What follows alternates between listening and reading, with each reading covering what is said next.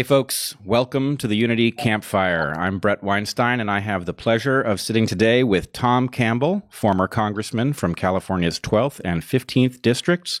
He is the current chair of the Common Sense Party of California, and he is a professor of law at Chapman University. Welcome, Tom.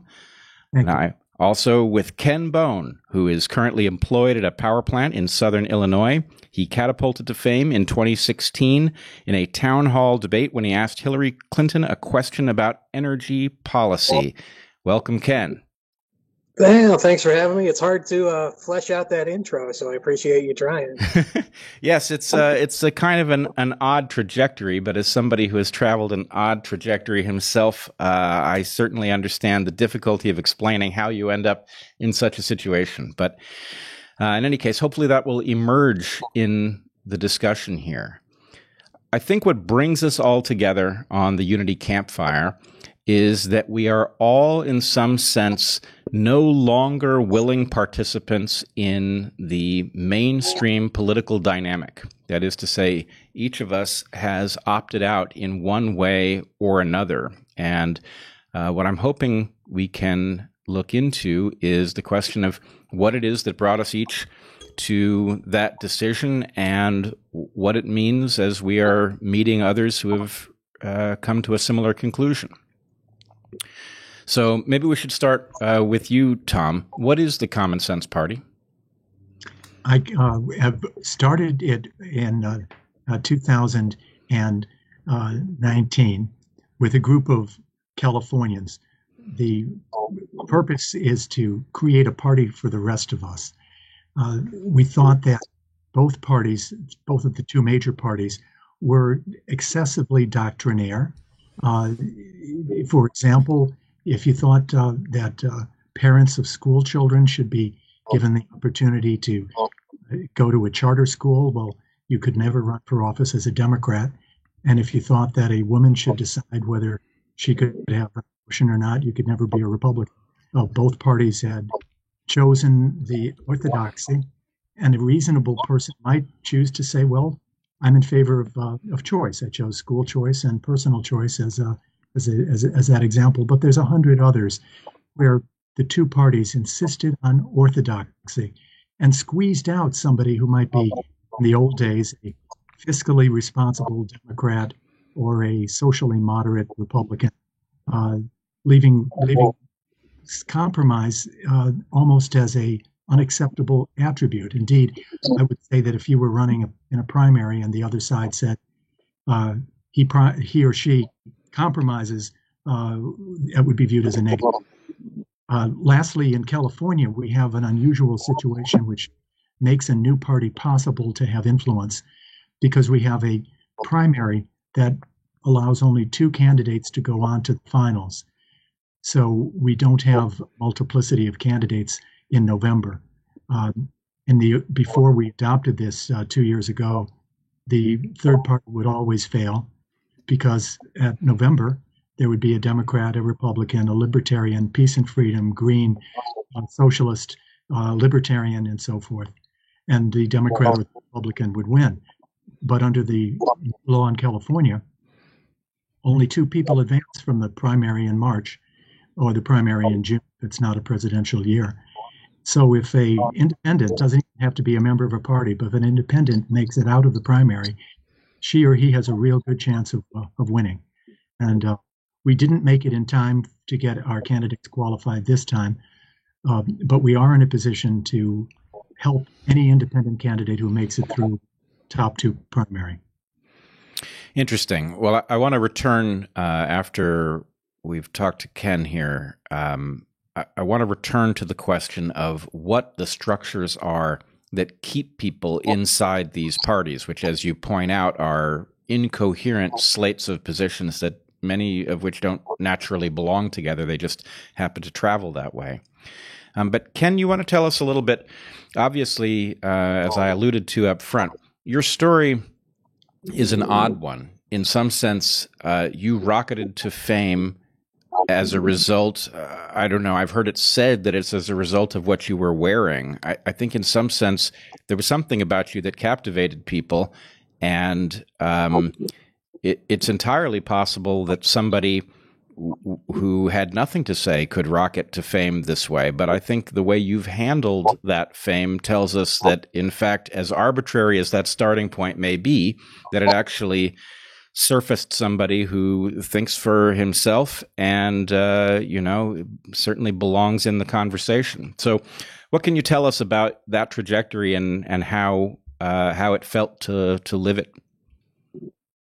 Well, I think certainly my rise to notoriety or fame or whatever you want to call it. I almost hate using the word fame because in our culture we equate the word fame with the word value, as if I'm more valuable as a human being than somebody who wouldn't be recognized on the street. And I think that's patently ridiculous to equate anyone's notoriety with their worth as a human being. Fame to me just means people know who I am without having ever met me or spoken to me. But my rise to that level was, in large part accidental. I got randomly selected to be a part of the town hall debate in 2016 with Secretary Clinton and President Trump. And while I was getting ready to go to the debate, the suit I was going to wear, I accidentally tore the seat out of the pants, so I had to wear something different. I wore the red sweater, and that instantly got me recognized on the debate stage. It was a really large, goofy-looking guy sitting in the front row wearing a bright red sweater, and red sweater guy was trending on Twitter long before Anderson Cooper called on me to ask my question. When he called on me and said, "We have a question from Ken Bone," people were like, "Wow, that is a really weird, obviously fake name." It is not. It's my real name. Always has been. I've heard all the Bone jokes. Viewers, go ahead, do your best ones. They all got old in junior high school. That obviously caused people to jump even more on board because they didn't want to pay attention to the horrid, evil election cycle that was trying to convince us all we needed to hate each other. And then from there, I got to stand up and ask my question. And they're like, wow, this goofy-looking guy with the bizarre name is also a little bit articulate. Like, he had an interesting, nuanced question about how can we balance our energy needs and our energy production with also not harming our environment. And then a third factor, not putting a whole bunch of coal miners and coal power plant workers into generations-long depression in their small communities. It will fold up and disappear without those industries. And then, of course, the answers that I got from the candidates were about Chinese steel and Hillary Clinton's ties with ISIS or ridiculousness. I thought the question was good enough, and people obviously thought so too. And then the only reason I'm still around is because I don't mind being on camera. You would still see the Chewbacca mom every day if she liked being on camera and answered the phone every time people call. But most people in my situation are like, oh, I don't want to do that anymore. It's stressful and I don't like it. I kind of do. As to how I became more politically moderate, I grew up in a working class home in a little town very close to St. Louis, Missouri, called Granite City, Illinois. The whole town is built around a steel mill. And when the steel mill idled about 5 years ago because of lack of steel demand and low steel prices, it basically economically devastated the entire town. And we've lived with that fear over the top of our head for decades, since I was a young kid. The ownership of the steel mill would change hands between large, giant corporations. And the whole town would worry, like, oh my gosh, are we still going to be able to put food on the table for our families? Are we ever going to be able to retire? That sort of thing. And I started looking as I got a little older at the major parties and thinking, like, what has the Democratic Party or the Republican Party ever done for the working class people in my town? For people who are in a tough economic situation, living paycheck to paycheck, what are we doing for them? Nothing.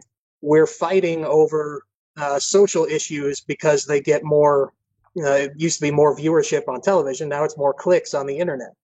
We get more 5-second sound bites talking about transgender rights, which are very important. I don't want to take away from that. But then we do about substantive economic discussion. And we get a lot more web traffic out of talking about the police killing a person of color than we do about the underlying cause behind that. It's easy to say it's white supremacy and not look at any of maybe the economic factors or societal factors that might underlie that. And because you have to pass that weird purity test and never talk about the nuance and never ever talk about the gray area or the underlying societal causes that have led us to some of these problems, I just decided I'm not going to root for either of these sports teams masquerading as political parties anymore. I'm just going to look at individuals and vote for them as I like them. All right. So I promise not to dwell on your origin story, but I do have to point out that I think one thing that may have occurred with the story of the compromising of your suit and it causing you to have a last-minute wardrobe change is that the story hints at the possibility that it was divine intervention that brought you to the public eye. So anyway, I just think that that is something we need to keep in mind. But from the point of view of who you are now and what you are doing, it's very interesting to me to hear somebody like yourself who I think I hear two things together in your story. One, you are less troubled by being on camera and having people talk about you than most people would be. And you find yourself escaping exactly the dynamic that Tom was pointing to at the top, because you feel like neither of these parties is speaking to you, that there's no room for nuance, and that has led you essentially outside of the conventional narrative. But most people don't make it there. So I hear a person that, there are elements of a kind of an everyman story, and then there are elements of the kind of courage it takes to escape the trap that most people find themselves in, where they're voting for one candidate or the other that they don't believe in.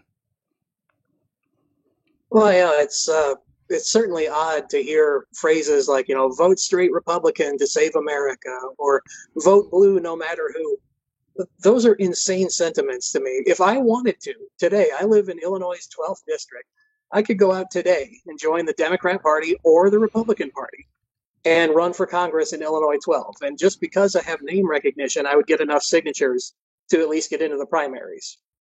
And there would be no problem with that. And all I would have to look at is, which one of these would make me more likely to win? It would have nothing to do with my ideology. It would be pure cynicism. And that happens all over the place because people have such party loyalty. I can't imagine having loyalty to a political party of any kind, like when political positions change.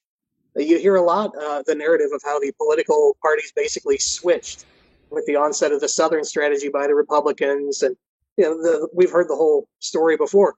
Well, why would you be loyal to parties if they can make such a massive ideological switch without your knowledge or consent? That is very much a sentiment I resonate with. Tom, you were a Republican. Am I right? Yes. And you are now no longer a registered Republican. Is that right? That's correct. So that must have been quite a switch for you. You were elected as a Republican. Yes, I was. So what was that like to be elected as a Republican and then to find yourself unable to stay in the party that you had carried the flag for? It was actually a great relief. I don't regret it for a moment. A bit of the history of the area, though, helps. I represented Silicon Valley, and it had a really strong streak of independence. And the type of candidate who could get elected in Silicon Valley simply could not do what Ken just very poignantly observed: vote blue no matter who, or Hillary Clinton is in the control of ISIS, or whatever the rumors that are associated with the standard menu to which both parties demand close to 100% adherence. So from the day I first declared for Congress in 1987, I was running to represent a very independent-minded area. My predecessors had included two very independent-minded Republicans, moderate Republicans. One was Pete McCloskey, who actually ran against Richard Nixon in 1972.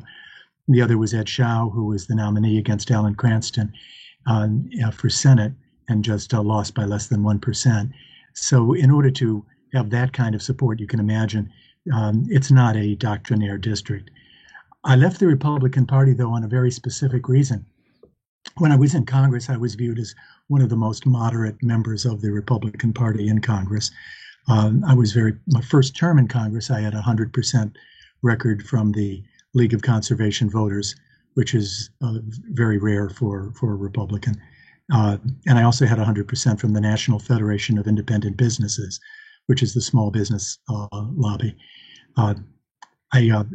But in 2016, I was back as a professor. I left Congress, and in 2000, when I lost in a race for Senate, I lost to Dianne Feinstein in the Senate election of 2000. But in 2016, candidate Donald Trump said that he would appoint conservative justices to the Supreme Court. And if Hillary Clinton became president, there's nothing we can do to stop her from appointing liberal justices, unless maybe, then he paused and said, the Second Amendment folks. Then he paused and he says, well, we'll see. I'm paraphrasing it, but that's what he said. That does sound like Trump. That's very troubling. And so at that point, you decided you couldn't be part of a party who would let that pass. Precisely right. I actually wrote an open letter to the Republican Party of California, and I published it in the San Jose Mercury, which is the major newspaper in Silicon Valley, and said, this is an invocation of violence. It's nothing less. And our country has had violence. We've had assassinations in my lifetime. And the president's team said, he was only referring to the fact that the Second Amendment advocates would vote for him, and so we would never have President Hillary. And I said, no. He said, if she becomes president, he was putting forward the possibility that the Second Amendment folks would prevent her from appointing justices. So I said, where are you? Where's your spine? Where's your backbone? If not this, what? I spoke with the chairman of the Republican Party of California. I called him up as well as publishing this. And I said, can't you make a motion at the National Republican Steering Committee to consider a substitute? The Democrats substituted George for Thomas Eagleton for Sergeant Shriver, replaced Thomas Eagleton for vice president in 1972. It can be done after the convention. Would you at least try? And he politely refused. And I said, well, what would it take? What would it take? Here we have an invocation to violence, to killing. And he said, well, it would take a conviction of a felony before I would fail to support the nominee of the Republican Party. And I said, I simply cannot support a party if that's your standard. So in my op-ed, I said, if the party does not consider a substitution, then I have to vote my conscience and I will leave the Republican Party. And so I did. And you said you felt better having done so. Not a day's regret. And it all has to do, Brett, with what's sad. It's nothing short of sad. People who know better saying things they don't believe because it's on the list. You, for example, on the Democratic side, you cannot say, at least in the state of California, that a physical barrier at the border can have any part of our immigration policy. You cannot say that. I've been on debates with Democrats, and no candidate for office will say that. And I say, my gosh, do you want to tear down all walls? A wall isn't the answer, but it's certainly part of an answer. Why can't you say that? And if you're a Republican, as I found, you cannot ever say the word tax. I proposed that it was a good idea to have a carbon tax. So instead of a cap and trade, although there's pluses and minuses, why don't we put a tax on the production of carbon into the atmosphere? And that way companies can adjust to what the price of carbon is, and the more efficient will pay less than others, and then use the proceeds of that tax to help those who are out of a job because of the secular change in how we produce energy, something on which Ken could speak to, and I hope will. But no, I learned early on, you are for a tax increase. I was approached when I was running for a re-election to the Congress not to support a carbon tax because we Republicans must never be in favor of any tax. So yep. Those are examples. So Ken, what was the, I don't know if you're still a registered Democrat. I must say, I am still a registered Democrat. I call myself the world's most reluctant Democrat. Are you still in the Democratic Party? No, I've actually never been registered to any party. Never. When I was younger, when I was maybe 18 to 20, then I would have considered myself more conservative. But now, just having had more life experience, I consider myself much more socially progressive. I guess closer to a libertarian than anything else. The classic, keep the government out of your bedroom and keep the government as small as it can be and still function, and then let everybody do whatever they want as long as they don't hurt anyone else. And there's not really a major party out there that is willing to say that. Republicans feel like they have to moralize, and Democrats feel like they have to make gigantic government programs, even if they don't feel like it's the real solution. It's the Democrat platform. So, all right, let's talk a little bit about what the forces are that keep people inside these parties. If all three of us recognize that there's something utterly incoherent about the slates of policy proposals that each party favors, and we also recognize that there is a clear social penalty for being within one of these structures and holding a different opinion about what the policy agenda ought to be, why is it that these parties are so dominant? Well, the Nazi analogy is so overplayed these days that I hesitate to bring it up, but it's a similar phenomenon where even if you know something is wrong, it's a lot easier to go along than it is to rock the boat and get out. And obviously, I'm not saying Republicans are Nazis. I'm not saying Democrats are Nazis. But I'm saying a lot of people in Nazi Germany, they were not fully on board with Hitler, but they didn't want the social, or in their case, government-sponsored punishment for not towing the party line. So it's better to just either keep your mouth shut or profess to believe stuff that you don't necessarily believe, so that you don't have to pay the social penalty of dropping out of one of these major parties. Because party politics has become so central to the conversation of every aspect of American life. I moderate a lot of forums on Reddit, a big online forum. You could have a picture of a puppy, and guaranteed by the fourth comment down, the word Trump will appear.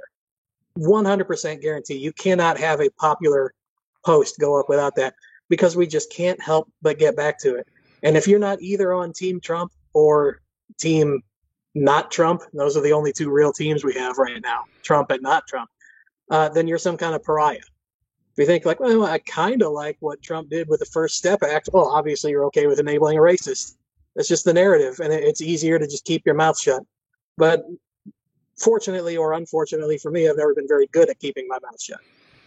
Okay, so I resonate with this idea that there's something, the threat of becoming a pariah is something that keeps people in line. I would also say your point about people going along with things because it's easier, if I'm to put it in my own language, I would say there's a game theory problem. And the problem is that people's narrow self-interest in the short term runs in the opposite direction of their long-term and collective interest. That is to say, they are empowering something that is very dangerous to them because in the moment it is cheaper to do it. And we're watching bad ideas spread like wildfire because of that discontinuity. Tom, what do you see? I think your reference to game theory is it's quite apt. I think we're in a stable equilibrium with two parties.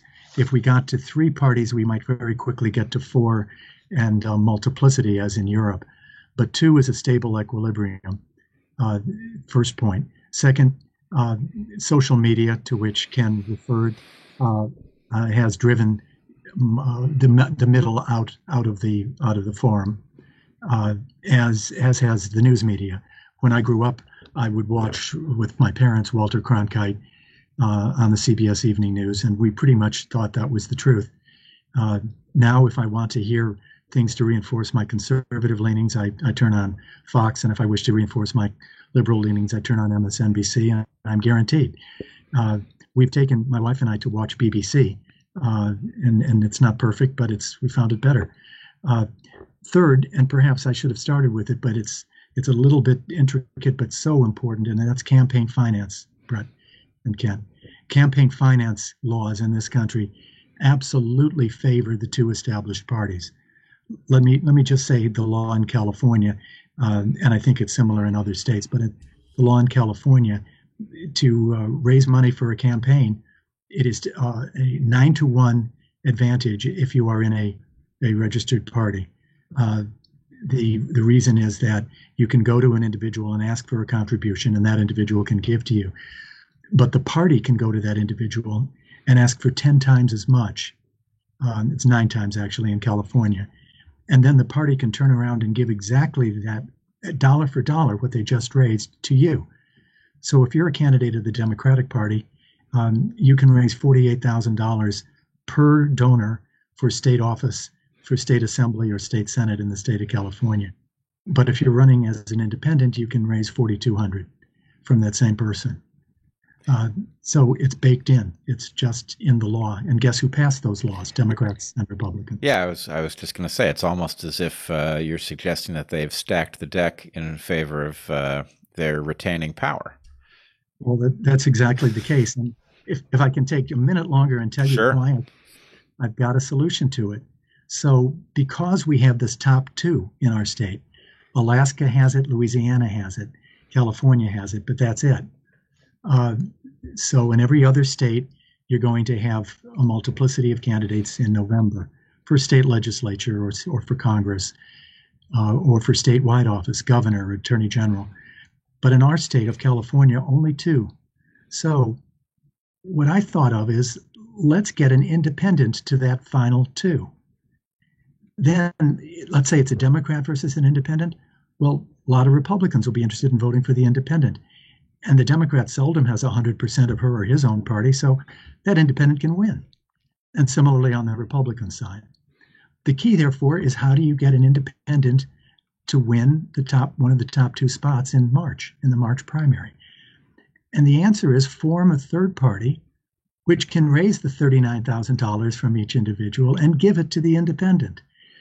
I can't do it any other way. I can't do it unless I find a billionaire who wants to run, like a Ross Perot. But putting that example to one side, what I need to do is both necessary and sufficient. I need to create a party that can benefit from the campaign finance laws, raise the $39,000 plus the $4,000 that the individual candidate can raise, and I'm now able to support an independent. If Ken Bone, as independent, was running in the state of California, and he had a donor capable of $43,000, we could get him $43,000, but not without the third party. Not Ken Bone running just as an independent. He'd have to only get $4,000. So I understand up to a point.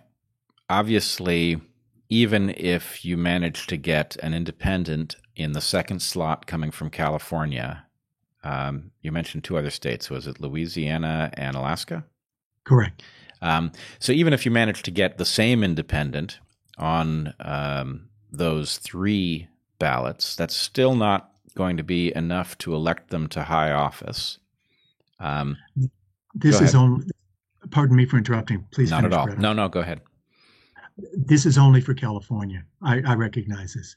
I was using the example of state assembly, state senate, governor, attorney general. It cannot work nationally. I see. So this is true for every state office. Is that correct? Correct. Every state office in California except president. There's only 2 candidates in November. I see. And it seems like the parties must have made an error to create this opportunity for you. Did they know what they were doing? They never thought a third party would come along that was not as ideological as they. This gets back again to Ken's comment at the start, and yours too, Brett. The Common Sense Party has one principle: we support people who make decisions for themselves. We support candidates who are thoughtful. We support candidates who do research and base their decisions on fact. We don't have a platform. You don't have to be pro-choice, pro-life, pro-guns, pro-gun control. Just tell me, convince me, show me your record that you do not bow down before the altar of orthodoxy, that you actually think for yourself, and we'll support you. That they never thought. And as a result, sure, the libertarians are out here and the peace and freedom people are out here. The socialists are out here. The People's Workers' Party are out here. And the Democrats and Republicans are not afraid of them because they'll never support an independent. Indeed, the Libertarian Party platform in the state of California, at least I've spent time reading them all, the Libertarian Party platform prohibits the contribution of a dime to anybody other than a libertarian. Well, Lordy, that guarantees you'll forever be the minority. Yep. No, that's one of the ironies of the existing third parties is that because they're ideological, they are very unlikely to cross the necessary threshold to actually wield power.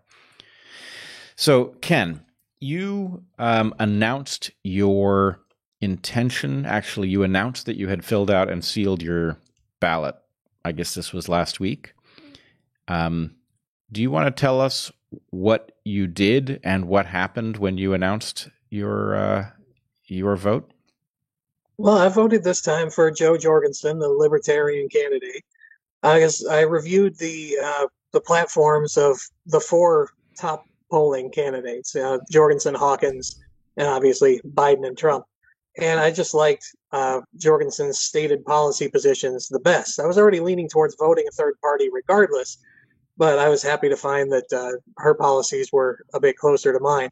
The reason I feel like I needed to do that is I live in the state of Illinois. As I've said, Illinois, last go around, Clinton beat Trump by 944,000 votes. And I voted for Clinton last time. So this time, if Biden's only going to win Illinois by 943,999, he'll freaking live.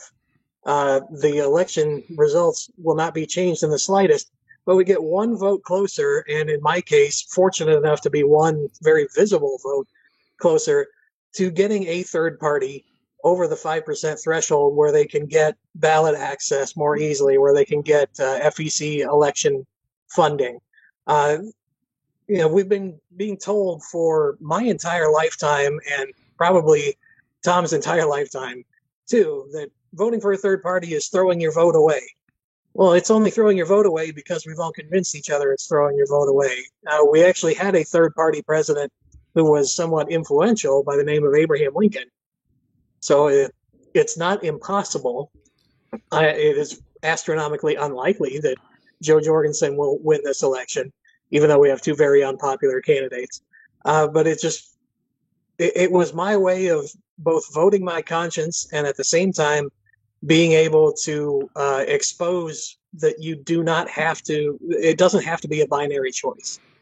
You're allowed to vote outside who they're telling you to vote for. This mirrors exactly the discussion inside the unity movement, that there is something fundamentally wrong, and in fact, it is a mental trap to believe that voting against the duopoly is throwing your vote away. In fact, if you can, what we say is make it count, if you can figure out how to register your vote so that it is seen as outside of the duopoly, it's the most powerful thing that you can do. So anyway, I applaud you for doing that. What happened when you announced that you had voted for Joe Jorgensen? Oh, Twitter lost its mind a little bit. First, I posted, I had said in the previous election I would never say who I voted for. And I stuck by that for 4 years, and I feel a little bit bad for going back on my word. But I just got so darn tired of every one of my conversations online being, if you don't like me, like if you disagree with me, that means I voted for the other person. If you're a Republican and you don't like Ken Bone, then he must have voted for Clinton. And if you're a Democrat and you don't like Ken Bone, then he must have voted for Trump. I got tired of that being every single conversation and nothing productive is ever being done. So I decided, you know what, I'm already getting all this attention today from an article that was published in Newsweek. I'll go ahead and just announce who I voted for. And then as soon as I did, I got hundreds and hundreds of replies from Biden supporters who, ironically, 6 months ago would have probably told you that Biden was an evil, horrible person and you should vote for somebody else in the Democrat primary, telling me what an awful racism enabler I am. And I basically voted for Trump because you can't explain to people who spew hatred online how the Electoral College works and how Illinois is going to go all 20 of its electoral votes for Biden anyway. So it was just hatred and vitriol for hours and hours and hours. And me being the raging egotist that I am, I have to get the last word on them all. And I have to respond to them all. And that kind of fed it even more from there. And then even though I said I didn't vote for Trump either time, in fact, I voted directly against him in 2016 and I didn't vote for him in 2020, a bunch of Trump supporters are telling me like, hey, way to vote for who you want. I'm like, that's kind of weird.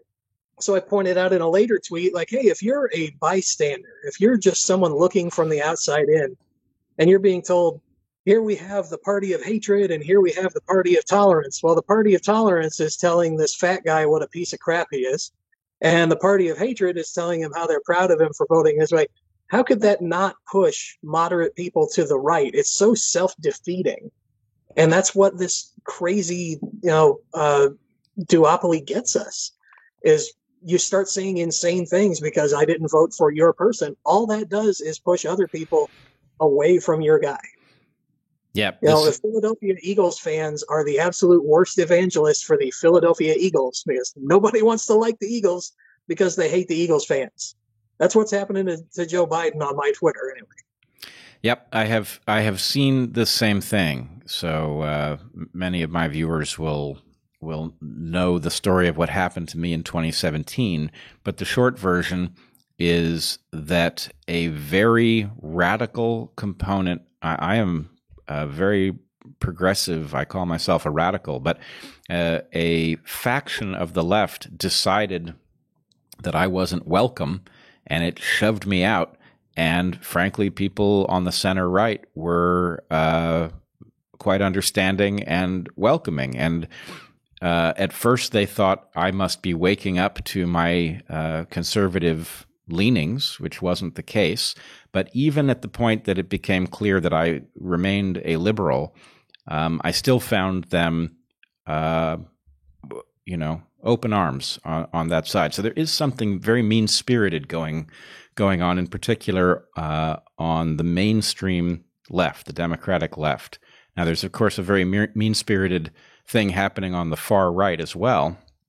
But I take your point about the natural consequence being to push people away rather than to bring them in. And I saw actually that Saagar Enjeti and Crystal Ball had exactly the same reaction to what happened to you on Rising, right? They registered it right away. And I think the thing is, all of us who find ourselves outside of this mainstream major party narrative are recognizing that it's just quite toxic.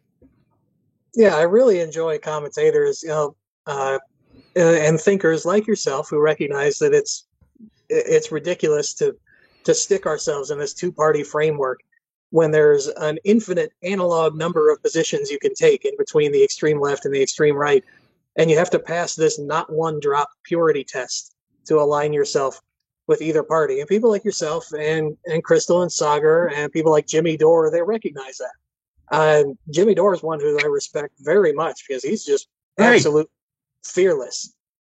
Even now that we're into the general election, he has absolutely no fear in calling out Joe Biden for his misbehavior and the media for its malfeasance in the way it covers the election.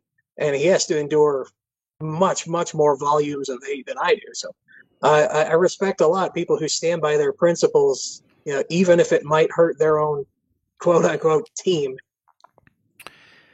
Well, I also think it's very important that people see that the vitriol that you get is very concentrated, but it doesn't have to define you. I mean, here you are having a very rational conversation about a Twitter pile-on, which I can assure you I know is a very unpleasant phenomenon to face. And the fact is, you're still standing, and it hasn't, you're very level-headed, and I think that should be obvious to anybody who's listening. So I think... Well, I would be more than happy to get belligerent and crazy if you would like, but I don't think it's that kind of podcast. No, it might be better if we all kept our cool. All right, so I want to shift gears here a little bit. You, Tom, were talking about the political situation in Silicon Valley. Now, I'm hearing effectively a horror story in which what I assume are probably the good intentions of well-meaning Democrats are resulting in mismanagement of cities in California, and it's resulting in people fleeing from San Francisco, Palo Alto, Los Angeles. Are you hearing this? Oh, yes, every day. And people and companies as well. Great danger of losing our economic. So you're breaking up a little bit, but I think I understood you to say that we're losing not only people from California, but losing companies as well, and that this is a threat to the economic base. And I must say I'm seeing similar things here in Oregon, in Portland, where bad city government and bad state government is resulting in a climate in which you'd be foolish, I think, to start a business here. And if you've got one, you'd probably be wise to be thinking about where you might be moving it. And that this is, in effect, going to harm all of the people that supposedly are the object of compassion, as Ken points out, right? To the extent that you want to see people's lives improved because they've faced an unfair and inhospitable environment, taking the economic base out of a state is going to do exactly the opposite. It's going to reduce everybody's quality of life. So if things are unequally distributed, the answer is to fix that problem, not to reduce the absolute quantity of economic productivity within a state. That's self-defeating. And yet the posturing of the Democratic Party on the West Coast seems to be threatening to kill the goose that lays the golden eggs. I completely agree. And a recent example of that is the attempt to repeal our tax limitation on property, Prop 13, as far as it applies to businesses. So it's on the ballot this year. I was at one time in my life finance director of California under Governor Arnold Schwarzenegger. And the only argument I had for businesses to come to California was that I know our income tax is the highest. I know our sales tax is the highest. I know our gasoline tax is the second highest. I know our workers' compensation costs are number one. But if you build a plant in California, if you sink caissons and pour concrete, because of Prop 13, you will know that there's a limit on how much you'll have to pay in property taxes every year. You cannot say that about Texas, or because they might reassess your property once you've built it, once you can't go anywhere else. Well, it's on the ballot this time, and the argument from those supporting it is it's time the corporations paid their fair share. People don't realize that will drive corporations out who have a chance to go elsewhere. For those who don't have a chance to go elsewhere, who are already here, it will increase the cost of doing business, and that will be passed along to stockholders, employees, and consumers. To the extent the other side is thoughtful about it, they say, we don't mind passing it along to stockholders. They've made such a killing in the stock market. Let's stick it to them. If they're candid, they say that, but they totally deny that it's going to increase the prices of cost of living. But if you're a gas station and it's a franchise and you're running your gas station, somebody else is paying the property tax and now it goes up, you're going to have to charge more, and that goes to the cost of gasoline. And similarly for every other consumer item. The fear I have, and I hope none of your listeners from Connecticut take this the wrong way, but California is on its way to becoming Connecticut, a thin veneer of wealthy people at the top and a service economy that takes care of them, and no manufacturing in between, very little opportunity for the groups that you correctly observe we should be concerned about. So that is driven, however, by a very strong political organization on the Democratic side and absolutely no countervailing power. The Democratic Party has 2/3 of both houses of the California legislature and every single statewide office. Yes, I personally believe, as much as I find myself on the far left in terms of the objective of a fair, stable, safe society, I do know that the dynamic nature of civilization requires a tension between conservatism and liberalism, that's really where the magic happens. And I'm wondering if places that are so lopsided actually end up suffering some kind of massive failure as a result of it. In other words, liberals tend to have lofty objectives, and that means they push the ball forward, and conservatives naturally keep them from going too far, right? Conservatives tend to be very aware of unintended consequences and other things. And I find myself in Oregon, and I'm sure I would feel the same way in Washington, and I certainly did. I mean, in California, and I certainly did when I lived in Washington. That it is a tragedy that we don't have both of those arguments being made in these states in a persuasive way, that the lopsided nature of it is really a hazard in and of itself. I share that regret. And I can point to when we had more balance, when we hit, a good example is the Loma Prieta earthquake. So California is prone to earthquakes. I was a congressman in my first term when the 1989 earthquake hit right at the World Series. And what do you do to get the money needed to rebuild after an earthquake? Well, you go to the legislature and you get Democrats and Republicans to agree to a temporary increase in the sales tax. Southern California paid for it, although the earthquake was in Northern California. Northern California knew that Southern California was good for it, and Northern California was able to call on Southern California. Later, we had the earthquake in Southern California. Those were the days when neither party had 2/3, and so we had a temporary tax and almost a vanishing species. We had a temporary increase in tax.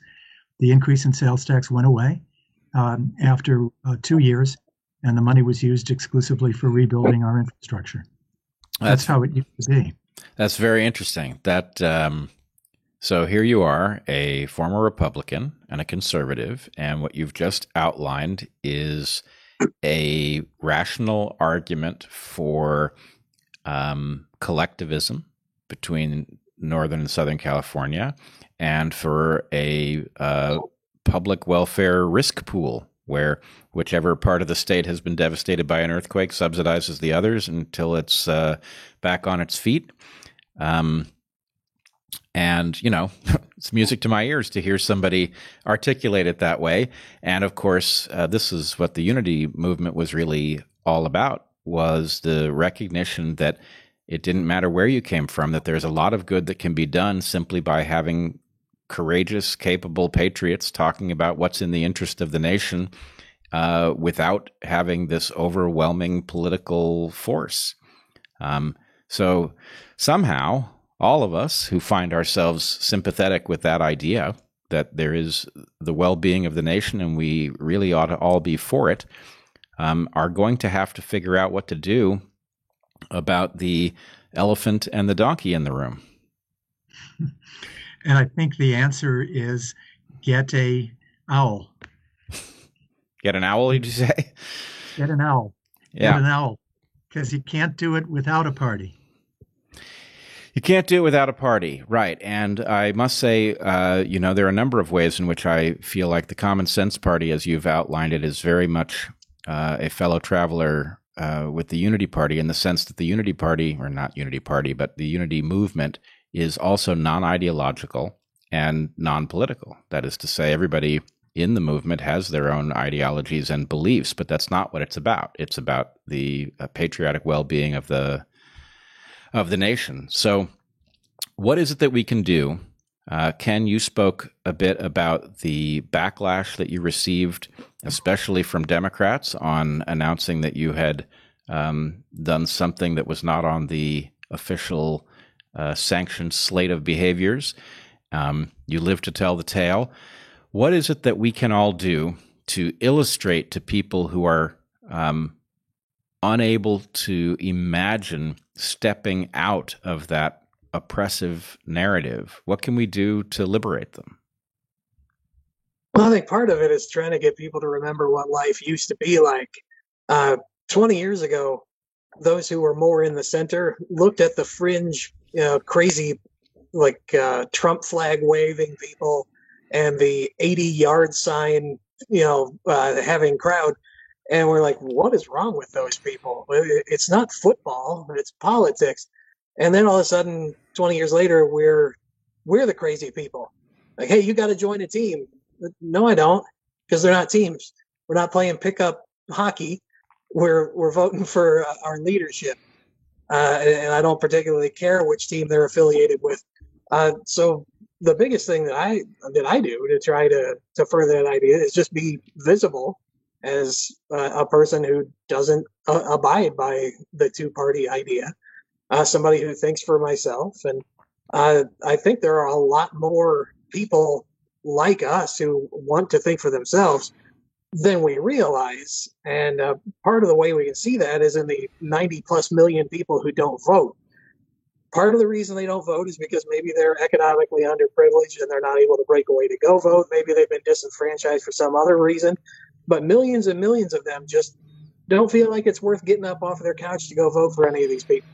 Well, I'm actually going to push back a little bit here, Ken, because I know from talking with many, many people that group you describe isn't one group, it's two groups, right?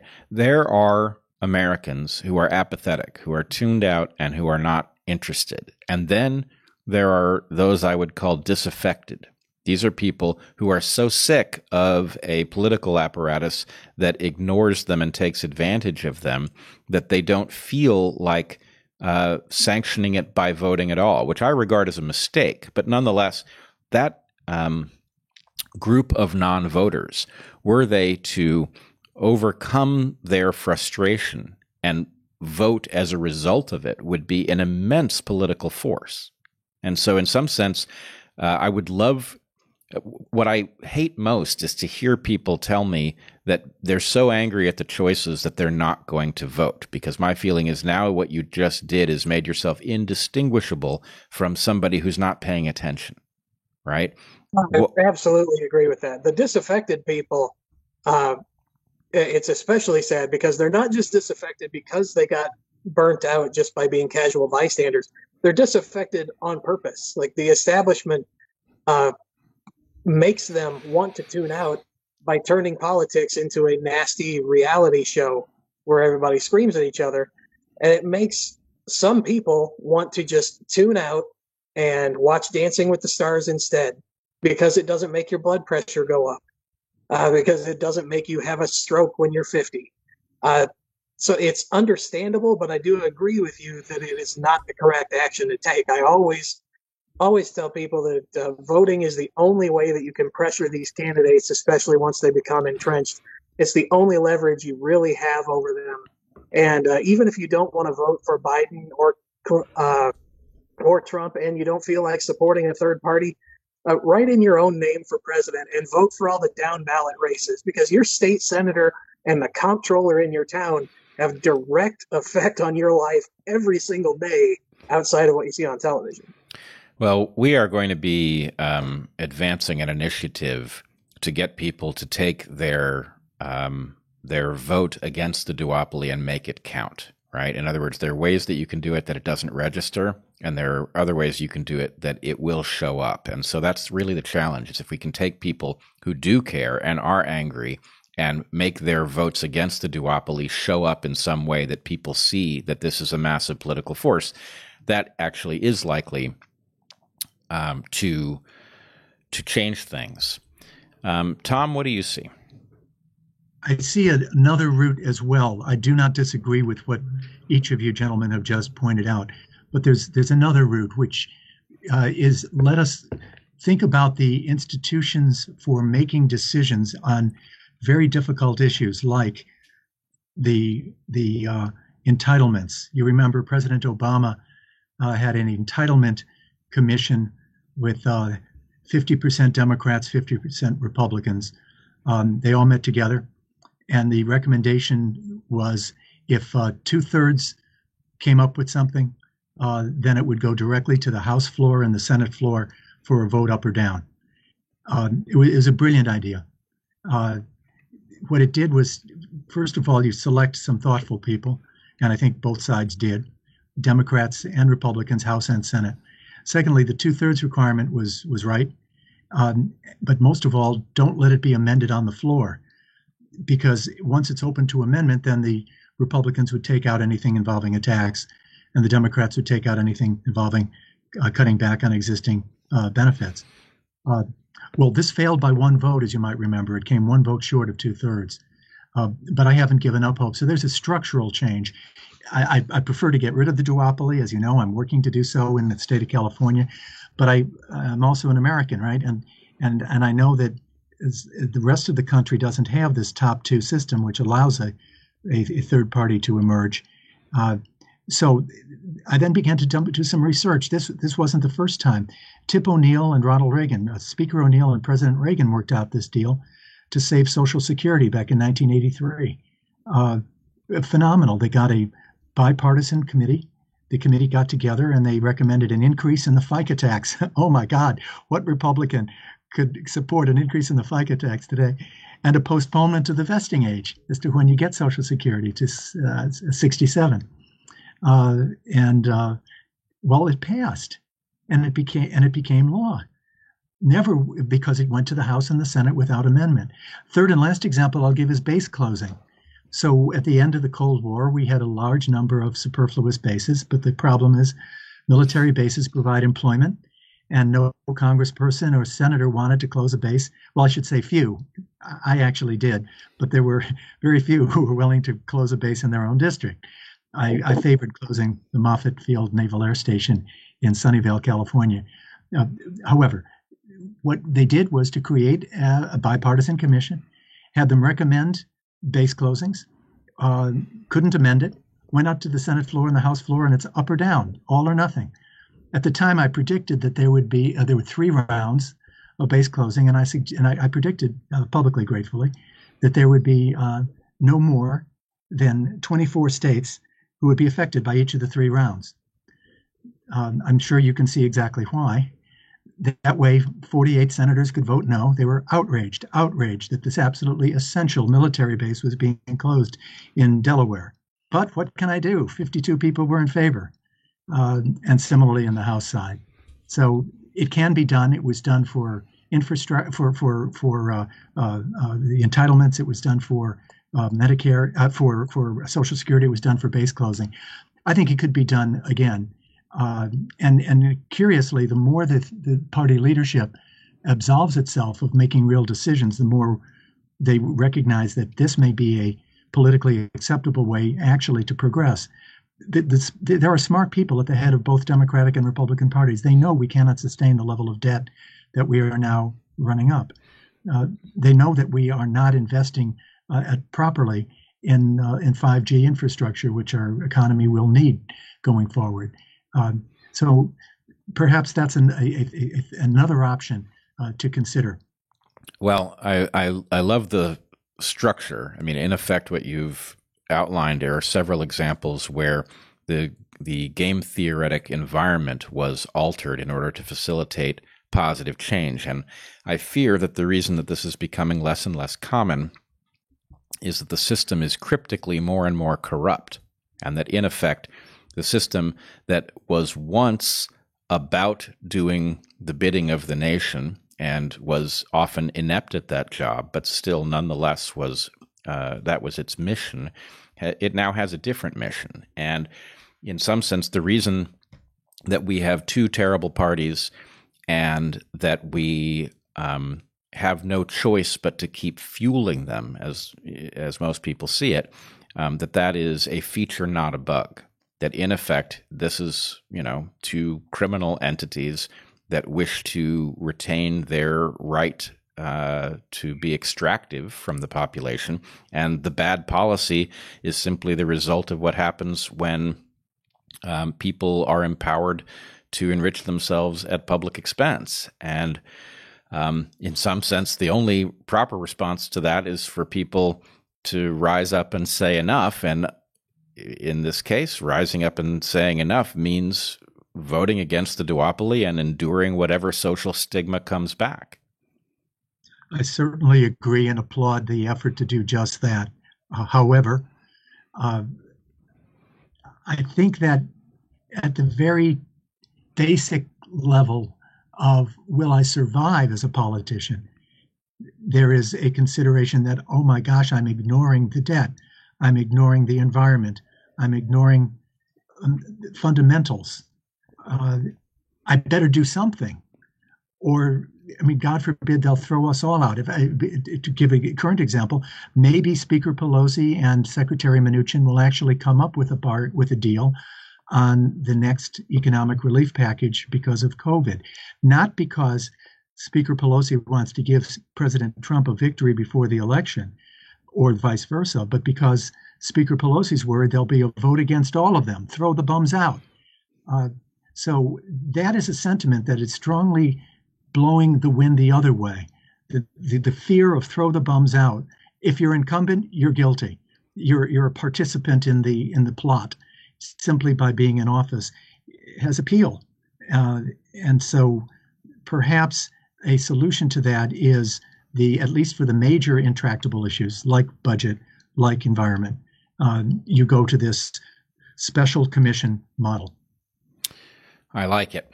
And I hope we see more of it. I have my doubts, but I do know, and one of the things we've talked about in the Unity movement is that the system forces corruption on everyone. If only by the campaign finance situation. But many of the people in the system would presumably prefer that it didn't. And so, there are bums to be thrown out. There are also people who, given a better system, would be pleased to have it, and liberating those people would be quite desirable from the point of view of the national well-being.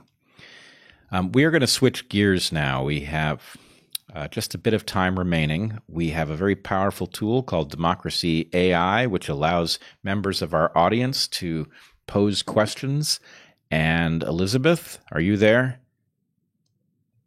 I am here, yes. Hello. Hi, Elizabeth. All right, Elizabeth is joining us, and she is going to man the interface between us and Democracy AI. If you are on our webpage, you will find a button that will allow you to log in to Democracy AI so that you can pose questions and vote on which ones are your favorites. Elizabeth, do we have anything queued up? Yes, we do have one question. So we're seeing more political engagement now than in a long time. How can we steer politics away from the sports fanatic model that we're seeing and that Ken mentioned earlier to something more serious, but with the same level of engagement? I think part of what can get us there is to start taking away a bit from the social stigma of not being onto one of those teams. Young people are not getting engaged with politics because they love the Democratic Party or because they love the Republican Party. They're getting engaged in politics because they see a nation that in some ways is crumbling around their ears, They want to do something about it. So if they weren't afraid of the social stigma of not towing the party line, then that could help greatly. And I can tell you from having borne that, it's not really that bad.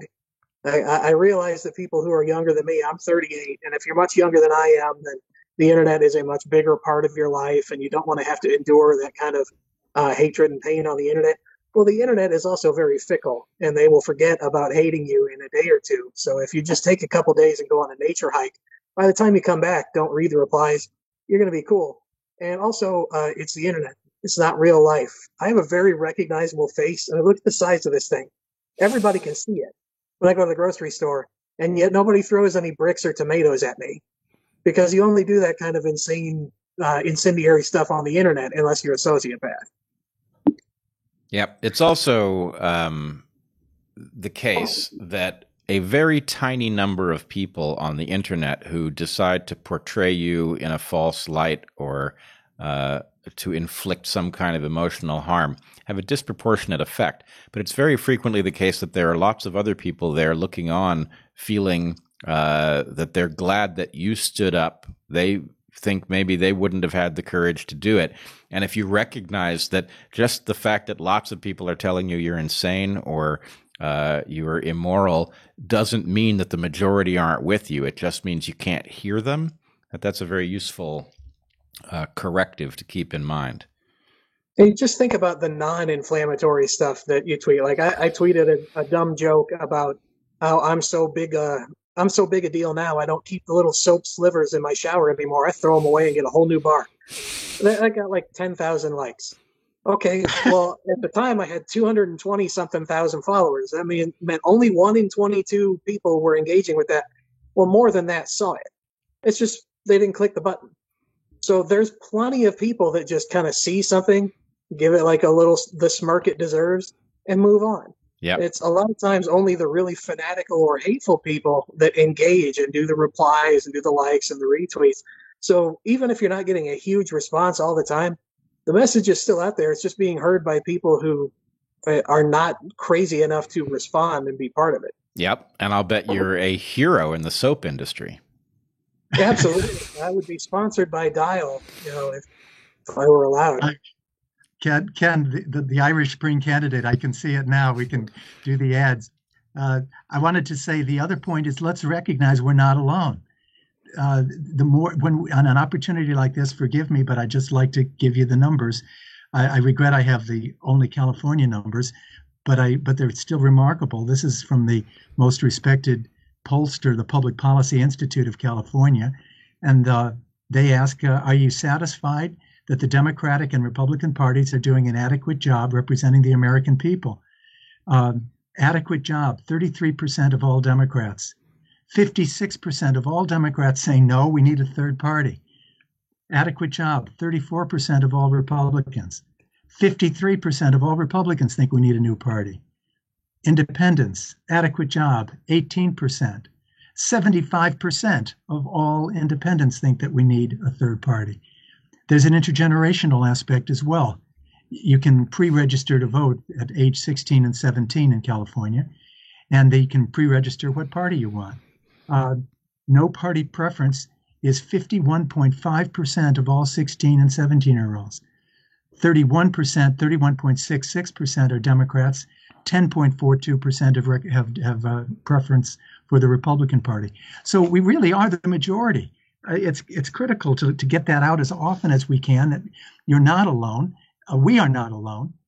And then the second thing is structurally, what can we do to create a space for somebody who is not a member of the major parties? More nonpartisan offices. In fact, to me, it's insane to have the Secretary of State of every state be a partisan office. She or he is supposed to run the elections. You should have that as a nonpartisan office. Then you could have somebody running for Secretary of State who is not a Democrat, not a Republican, get into office, and by gosh, they might want to run for governor some year as an independent. So there's structural changes that we can do as well, including more nonpartisan office and also nonpartisan redistricting when you draw the lines for state legislature or for Congress. that can be done, as it is in many states now, more than 20, by a nonpartisan commission. Yep, those stats are stunning. They mirror what we have seen and understood at a national level as well. I wish we had those statistics to put alongside them. But yes, we are a huge majority. Everybody recognizes that this partisan politics is a dead end and that it's broken. And, it really is another version of Plato's cave, where the point is there's somewhere to go and we need to leave because what's at stake is so massive, and we are being presented bad theater to explain why a corrupt system is failing to serve us. So I guess we are all on the same page with respect to that. Elizabeth, do we have a next question? We do, yes. So Brett mentioned that there are ways to make our non-duopoly vote count, and I know that Unity has some different initiatives coming up. But more so in general, how do we make that happen? How do we make our vote count against the duopoly? Well, the answer for me was very easy, because I'm fortunate enough that a lot of people got to see me do it, and I hope that a whole lot of other people will be willing to bear the brunt of just a little bit of unhappiness from the hard party folks on either side, and be prominent voices and say, hey, we don't have to put up with this anymore. So that, I know you can't just go knock on like Tom Cruise's door and tell him to go endorse a third party or a nonpartisan stance, but that's part of what's going to get us there, is just being visible and being noticed, and not being stuck in the third party or in the two-party system. Part of that would probably be getting Brewster's Millions, the old Richard Pryor movie, remade, so everybody would see how fun it is to vote for none of the above. Tom, do you have a thought on how we can get people to make their anti-duopoly votes count? Well, I do. The most important point is to have a candidate who has the ability to gather those votes and have that result reported. So the write-in is not trivial. I'm happy to tell you an actual story. When I lost the Republican primary for Senate in '92, enough people wrote me in anyway that I was able to put out a press release about it. Write-ins matter.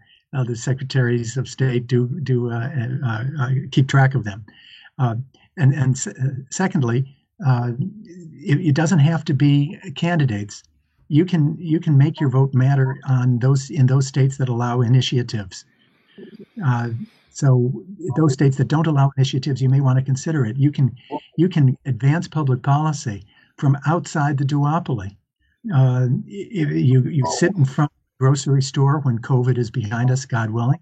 You get signatures on an initiative, and by gosh, you've got a tax cap or a commitment to a carbon tax, or a more efficient corporate average fuel economy, or you name it. But the point is, you don't then have to say, oh well, that's what the Democrats want, that's what the Republicans want. You can go directly to the issue, and those are specific suggestions possible to empower the rest of us in those states that allow an initiative.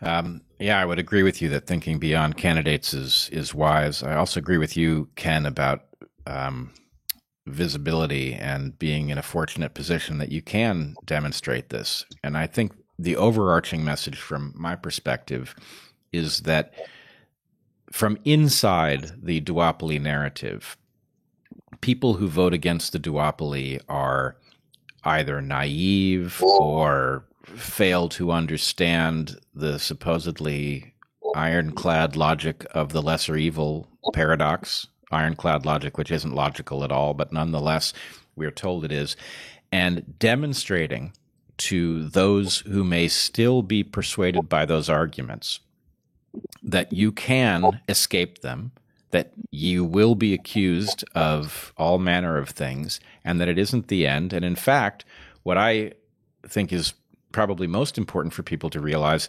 is that the quality of the people you will be engaging with, if you opt out of the duopoly narrative, the quality of people goes up because you're effectively opting into a community of free-thinking people, right? So, who wants to live in a world in which you're handed some slate of beliefs from your major party and everybody in the room believes all those things and has no idea why? It's much better to be in a room where no two people have the same set of policy proposals that they would favor, and there's something to talk about, and the people there are ready to listen. It's just simply a higher quality conversation. So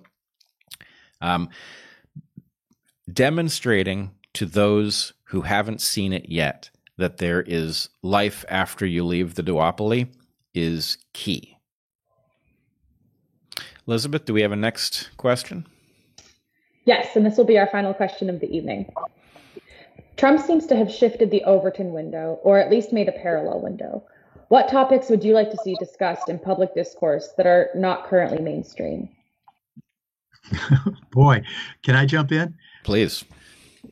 So when I was in graduate school in economics, I learned that if the government borrows money, interest rates will eventually go up, the economy will slow down. So the government has a natural check on borrowing money. When I was growing up, the Republican Party used to say, well, we have to be able to say no from time to time. And they were to spending. And there were Democrats who joined that sentiment too. They were called conservative Democrats. I'm thinking of Scoop Jackson from the state of Washington, for example. I'd love to see the new debate. What is it? What is the constraint on borrowing and spending? It's called modern monetary theory, MMT. And apparently, Democrats can't spend fast enough. Republicans can't spend fast enough. There is no limit. What a boon! Everybody gets to spend what they want. Nobody has to pay for it. Interest rates go up. What is the natural limitation on the size of government, or maybe I should say the amount that the government spends? Is there nothing left to the crowding out phenomenon? So that is simply getting zero attention, and I think it's going to be a matter of a short period of time before some other currency, perhaps the Chinese renminbi, is acceptable in international monetary transactions, so that people say, I'm not going to hold dollars anymore, and we'll have to pay higher interest to get people to hold dollars, and we will have higher interest rates and higher inflation. But I cannot, as an economist, predict when that will come or what our leaders are doing about it now to prevent it. Yep, there's this temporary escape from discipline that is guaranteed to come back to haunt us in the end, and there's no telling how big the cost will be ultimately when it does. Ken, what would you like to see show up in public discourse that you're not hearing about? Well, I'd like to see the window reopen on some social issues. And let me be very clear, I do not mean let's re-debate gay marriage and see if we can get rid of it. Absolutely not what I mean at all. I mean things like transgender rights. Right now, it is very, very difficult for people who don't have experience with transgender people, and I do have a few transgender people in my life that I'm able to sit and one-on-one ask questions to. But if you don't have someone like that in your life and you put a question out into the ether, like because you legitimately don't understand and you want to learn, it is very, very easy to use the wrong word and get labeled a bigot or a transphobe and get canceled forever. And I don't mean to pick on the trans community. That's just an example that I thought was a prominent one. So I'd like to see it be made more fair to ask questions about social movements again without being called a phobic person about that social movement. You're never going to learn to accept people of different social or economic classes if you're not allowed to speak to them and ask questions of them. And when you're not allowed to speak to them and ask questions of them, that just makes you retreat into your party umbrella even more. Yeah, here. I certainly hope that we see a return to tolerance and generosity of spirit that does allow people, I mean, at some level, you're not a phobe or a bigot because you don't know something. In other words, there's a difference between, rooting for one group over another and just having ignorance of what it is like, to be in such a group. And so we have to allow people to ask questions that reveal where they actually are and to answer those questions honestly. So I agree. I'm sick and tired of being labeled all sorts of vile things that I'm sure I'm not, just because I'm ready to talk openly. For my part, I'd like to see us talk about the reality of growth. This idea that when there is no economic growth, it is definitely because somebody has screwed up, and that growth is the only thing that can make things better. These are broken ideas. And the fact is that growth is not something that you can rely on. In other words, it's generated by certain things, and not every era has the same amount of it. So we really need to have a system that is tolerant and remains functional even when we don't have growth, rather than one in which we turn on each other at that point. I wonder, have I said things that run afoul of your understanding economically, Tom? You just, not at all, but you just make me really pessimistic. And it's been such an happy experience chatting with you and being part of Unity tonight. It's my hope that we can always progress. I mean, economically, obviously, I mean, socially and politically and as humans, humanistically, but just on economics, we will run up against Malthus. Years since you've talked about him. If we have finite resources and we do not increase productivity, it is very, very pessimistic. So I'll put it this way: if I were back in office, I would do everything I could to sponsor intellectual property, invention, to put public resources into public goods that individuals would not otherwise, and to give individual inventors the rewards of their entrepreneurship and insight and industry. Because my entire political philosophy, Brett, is focused on growth. And to force me for a moment to think, oh my gosh, what would we do if we just stopped growing? 0% GDP growth. I fear for our country. Oh, I do too. And I'm not advocating that we look for such a thing. I would draw a distinction between true innovators and rent seekers. And unfortunately, the rent seekers are driving too much of policy. And the result, I would argue, is actually a reduction in innovation, right? That incentive is not distributed widely enough because it's being hoarded in certain places. But that's probably a conversation for a different night. I agree with you. This has been a very uplifting and positive conversation. I think that is actually maybe the most important lesson of the Unity mindset, is that if you can escape the Overton window that is being inflicted on us by the power structure, there is a much better, much more rewarding conversation to participate in. And I think this has been an excellent example of it. All right. So I want to thank you both for participating in this evening. This was great. Thank you, Elizabeth, for manning the Democracy AI interface. I am not going to forget to tell people that they should stick around after the campfire for campfire s'mores. Is that right, Elizabeth? That is correct. People can head over to campfiresmores.articlesofunity.org to chat with your fellow patriots after the show. All right. Great. Thanks to you all, and we will see you next time. Thank you very much. Enjoyed it. Thank you, Elizabeth. All right. Thank you, Ken. Thank you, Brett. Be well. You too.